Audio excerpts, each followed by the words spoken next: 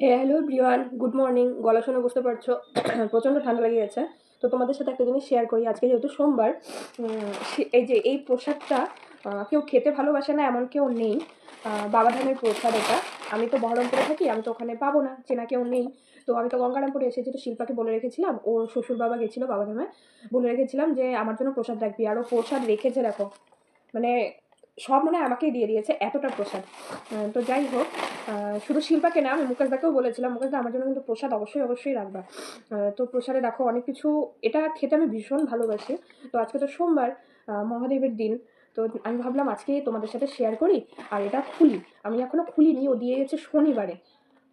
দেখো প্রচুর প্রসাদ, এক টিফিন বক্স ভরে গেছে। আর সাথে আছে এইটা, এটা আমি প্রথমবার দেখলাম আমি। আর সাথে ছিল কুমকুম। আর এই যে, তো চলো প্রসাদটা এখন মুখে দিই।